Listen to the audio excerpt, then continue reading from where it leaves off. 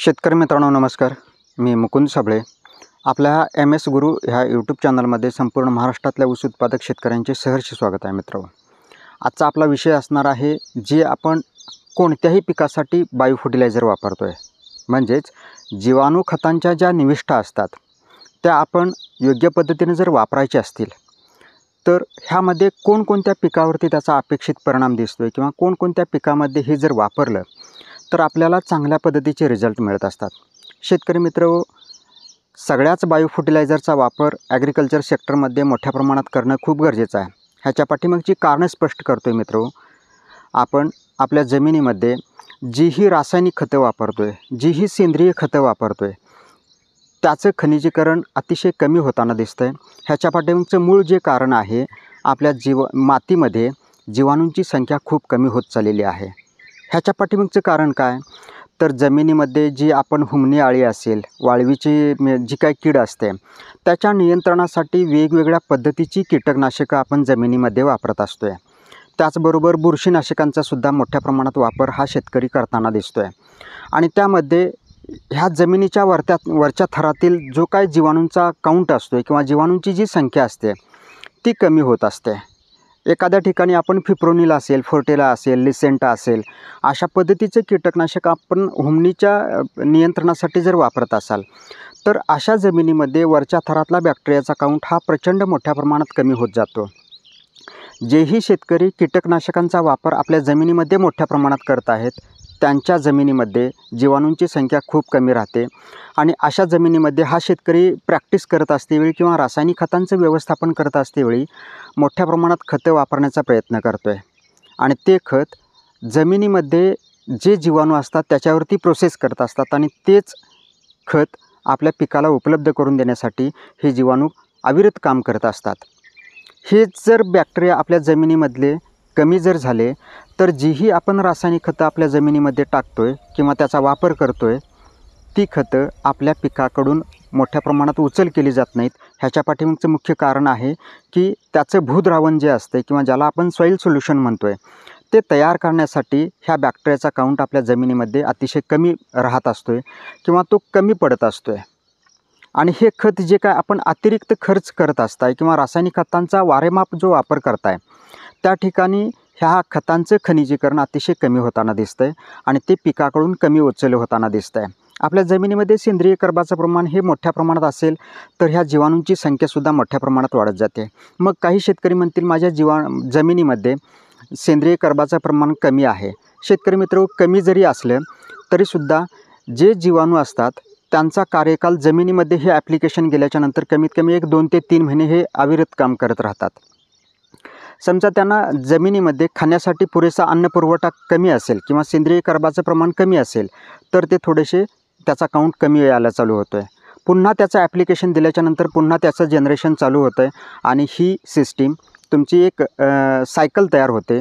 आणि त्या पद्धतीनं तुम्ही कोणत्याही पिकासाठी, समजा ऊसासारखं आपण पीक घेतो आहे किंवा केळीसारखं असेल, डाळिंबासारखं पीक असेल, द्राक्ष बागायती असेल, भाजीपालावर्गीय जे पीक असतं आहे ह्याचा स्पॅन जवळपास अगदी 3 महिन्यापासून तुमचा वर्षभराच्या आसपास राहत असतो आहे.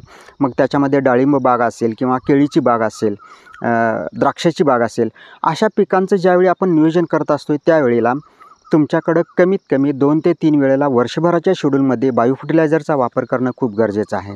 त्यांच्याकडून काम करून घेणं, जमिनीमधलं जेही आपण सेंद्रिय स्वरूपामध्ये खतं टाकतो आहे, रासायनिक स्वरूपामध्ये खतं टाकतो आहे, वॉटर सोल्युबलमधली जी फर्टिलायझर जमिनीमध्ये सोडतो आहे त्या खतांचं खनिजीकरण हे जीवाणू अतिशय चांगल्या पद्धतीने करून आपल्या पिकाला ते प्रोव्हाइड करून देत असतात. अशाच पद्धतीची जमिनीमध्ये ही कन्सेप्ट चालू असते. शेतकऱ्याला वाटतं की मी जे खत टाकतो आहे किंवा मी जे खत वापरतो आहे त्याचं पाणी झालं की ते पीक शोषण करतं आहे, अशी अजिबात जमिनीखालची सिस्टीम नसते शेतकरी मित्र. काही अगदी मोजकीच फर्टिलायझर आहेत की त्या खताचं पाणी झाल्याच्यानंतर ते त्याचं रूपांतर हे वेगवेगळ्या पद्धतीनं झाल्याच्यानंतर ते पीक अपटेक करत आहे. पण बरीच फर्टिलायझर अशा पद्धतीचे आहेत की त्याच्यावरती प्रोसेस ही करावीच लागते आणि त्या माध्यमातून आपल्या जमिनीमध्ये जेही खनिजे असतात त्या खनिजांचं सुद्धा मोबिलायझेशन किंवा खनिजीकरण हे योग्य पद्धतीनं हे जीवाणूच करत असतात. आणि ह्या जीवाणूंची संख्या आपल्या जमिनीमध्ये जर कमी राहत असेल तर कोणतंही पीक तुम्हाला उत्पादन कमी देताना दिसतं आहे. ह्याच्या पाठीमागचं हे मुख्य कारण आहे. आपल्याला जर उत्पादकता वाढवायची असेल, ऊसासारख्या पिकामध्ये कमीत कमी 2 ते 3 वेळेला बायो फर्टिलायझरचा वापर हा जरूर त्या ठिकाणी झाला पाहिजेत.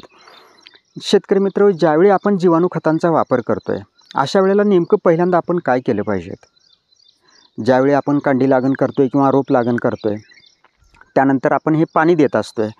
पहिलं दुसरं पाणी दिल्याच्यानंतर समजा दुसऱ्या किंवा तिसऱ्या पाण्याला आपण बायो फर्टिलायझरचा जर वापर करत असाल, तर त्यामध्ये पहिल्यांदा फॉस्फेट सोल्युबलायझिंग बॅक्टेरियाचा वापर करत चला. ह्याच्या पाठीमागचं शास्त्र सांगतो आहे, आपल्या जमिनीमध्ये जेही खत टाकतो आहे किंवा जेही रासायनिक फर्टिलायझर आपल्या जमिनीमध्ये माती ॲड करतो आहे आणि ते माती ॲड केल्याच्यानंतर आपल्या जमिनीचे गुणधर्म वेगवेगळ्या पद्धतीचे असतात आणि त्यामध्ये ह्या खतांचं मोबिलायझेशन कमी होताना दिसतं. आणि ह्याच्यामध्ये फॉस्फरस हा एक अशा पद्धतीचा एलिमेंट्स आहे की तो जमिनीमध्ये मोठ्या प्रमाणात फिक्स केला जातो आहे किंवा तो पिकाला उपलब्धच झाला नाही पाहिजेत, अशा पद्धतीची आपल्या मातीची रचना असते.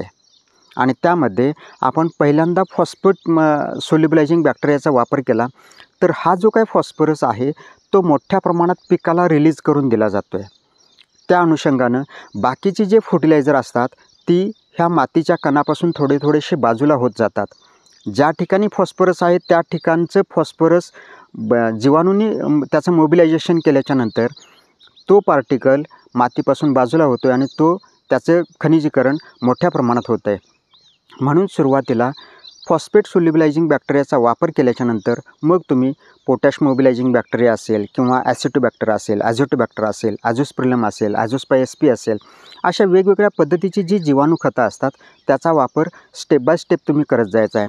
आणि शेवटच्या टप्प्यामध्ये ज्यावेळी मला अगदी जीवाणू खतांचा शेवटचा डोस म्हणून द्यायचा असतो किंवा शेवटची जी काय मात्रा आपल्याला द्यायची असते त्याच्यामध्ये NPKचा कॉन्सर्शिया जर दिला तर अतिशय छान पद्धतीचे रिझल्ट ह्याच्यामध्ये दिसतात. हे सगळेच्या सगळे बायो फर्टिलायझर स्क्रीनवरती जो नंबर दिसतो आहे ह्याच्यावरती आपण कॉन्टॅक्ट करून हे बायो फर्टिलायझर आपण डिमांड करू शकताय, मागणी करू शकताय. आपण हे कुरिअरच्या माध्यमातून, पोस्टलच्या माध्यमातून किंवा बल्कमध्ये जर पाहिजे असेल तर हे तुम्हाला बल्कमध्ये सुद्धा आम्ही त्याची ऑर्डर ह्या नंबरवरती तुम्ही प्लेस करू शकताय. आणि ते खत जे आहे, जीवाणू खतं जी आहेत ती योग्य पद्धतीनं आपण त्याचा वापर करू शकतो आहे. शेतकरी मित्र, आपल्याकडे हे लिक्विड बेसमध्ये मिळतं आहे, डेक्स्ट्रोज बेसमध्ये मिळतं आहे आणि टाल्कम बेसमध्ये मिळतं आहे. लिक्विड बेसमधलं 1 एकरला तुम्ही 2 लिटर वापरायचं आहे. कोणताही घटक जर घेतला, ज्याही वेळी तुम्ही एखादं फर्टिलायझर वापरणार आहे तर त्यामध्ये हे 2 लिटर वापरायचं आहे. डेक्स्ट्रोज बेस घेतला, डेक्स्ट्रोज बेस म्हणजे काय तर ह्याचं एक फॉर्म्युलेशन पावडरमध्ये केलेलं असतं आहे आणि ते तुम्ही एक 200 लिटरचा ड्रम घेऊन त्याच्यामध्ये ही पावडर जर अर्धा किलो जर वापरली तर ह्याचा सफिशियंट काउंट आपल्या जमिनीमध्ये तयार होतो आहे. आणि जी खतं आपण रासायनिक स्वरूपामध्ये टाकलेली आहेत किंवा सेंद्रिय स्वरूपामध्ये टाकलेली आहेत त्याचं खनिजीकरण अतिशय चांगल्या पद्धतीनं होताना दिसतं आहे. त्याचबरोबर ह्याच्या पुढं जाऊन एक टाल्कम बेस मिळतो आहे. त्याच्या एकदम त्याचे जे काय पार्टिकल्स असतात लहान असतात आणि त्याच्यामध्ये सुद्धा ही फर्टिलायझरची मात्रा आपण त्याच्यामध्ये हे करत असतो आहे किंवा देत असतो आहे. त्याचा वापरसुद्धा तुम्ही योग्य पद्धतीने जर केला, जसं पावडर फॉर्म्युलेशन डेक्स्ट्रोज बेस आहे तशाच पद्धतीचं टाल्कम बेस येतं आहे. आणि ह्याची एक्सपायरी शेतकरी मित्र, जेही मी फर्टिलायझर सांगितलं डेक्स्ट्रोज बेस आणि टाल्कम बेस, ह्याची एक्सपायरी जवळपास 1 वर्षापासून अगदी 1.5 वर्षापर्यंत राहत असते. तुमच्याकडे जसंच्या तसं जर ते ठेवलं किंवा ते एखाद्या थंड हवेच्या ठिकाणी जर ठेवलं तर हे तुम्हाला जवळपास वर्षभर अतिशय चांगल्या पद्धतीने वापरू शकता. त्याच्यामध्ये एक प्रिझर्वेटिव्ह अशा पद्धतीचा दिलेला आहे की ते 100% 1 वर्षापर्यंत चांगल्या सुस्थितीमध्ये राहू शकतं आहे आणि त्याचा वापर तुम्ही वर्षभराच्या शेड्यूलमध्ये कधीही करू शकताय. जी सजेस्टेड मात्रा आहे तीच वापरायची आहे. 1 एकरला तुम्ही समजा पहिल्यांदा लिक्विड बेस वापरत असाल तर तो 2 लिटर वापरणं खूप गरजेचं आहे. डेक्स्ट्रोज बेस वापरत असाल तर तो अर्धा किलो वापरला पाहिजेत 1 एकरसाठी. आणि टाल्कम बेस असेल तर तो सुद्धा तुम्ही अर्धा किलो 1 एकरला वापरला पाहिजेत. ह्याचं द्रावण पाण्यामध्ये हे सगळं विरघळतं आहे आणि तुमच्याकडे पाटपाणी असेल तर पाटपाण्याच्या माध्यमातून हे तुम्ही फर्टिगेट करू शकताय किंवा त्याची ड्रिंचिंग पंपावाटे करू शकताय. ज्यावेळी आपण पंपावाटे ड्रिंचिंग करतो आहे अशा वेळेला तुमच्याकडचा पंप हा स्वच्छ धुतलेला असला पाहिजेत आणि मगच ह्या बायो फर्टिलायझरचा वापर करायचा आहे. त्याचबरोबर तुम्ही जो काय टॅल्कम बेस आहे तो सुद्धा तुम्ही आळवणीच्या स्वरूपामध्ये देऊ शकताय, ड्रिप इरिगेशनच्या सिस्टीमच्या माध्यमातून देऊ शकताय किंवा पाटपाण्याच्या माध्यमातून सुद्धा हे चांगल्या पद्धतीने देऊ शकताय. आणि पिकामध्ये जे बदल आपल्याला दिसतात हे जवळपास एक 45 ते 60 दिवसापासून ह्याचे रिझल्ट आपल्याला दिसायला चालू होतात, जेणेकरून आपल्या जमिनीमध्ये जे खत असते त्याचं मोबिलायझेशन अतिशय छान पद्धतीने करून हे पिकाला मोठ्या प्रमाणात उपलब्ध करून देण्याच्या संदर्भामध्ये हे अविरत 24 तास आपल्या जमिनीमध्ये काम करणारी ही एक नैसर्गिक पद्धत आहे. आणि ह्याचा वापर शेतकऱ्यांनी मोठ्या प्रमाणात करणं आत्ताच्या कंडिशनला खूप काळाची गरज आहे मित्र. आणि ही काळाची पावलं ओळखून जीवाणू खतांचा वापर आपण अद्रक पीक घेत असाल किंवा हळद पीकसारखं हळदीचं जे पीक घेत आहे त्याच्यामध्ये सुद्धा ह्याचा वापर मोठ्या प्रमाणात जर केला 100% तुमच्याकडे गुणवत्तायुक्त जे काय पीक असते ते तर मिळतंच, पण त्याची उत्पादकता जी असते किंवा उत्पादनक्षम जे काय आपल्याला नियोजन करायचं असतं, उत्पादन चांगलं येण्यासाठी जे नियोजन करायचं असतं त्याच्यामध्ये बायो फर्टिलायझरचा जो रोल आहे तो खूप महत्त्वाचा राहतो आहे. शेतकरी मित्र, अशाच पद्धतीच्या टेक्निकल व्हिडिओ आपल्याला जर पाहिजे असतील तर माझं MS गुरु sugarcane farming YouTube channel subscribe करायला अजिबात विसरू नका. धन्यवाद शेतकरी मित्रांनो.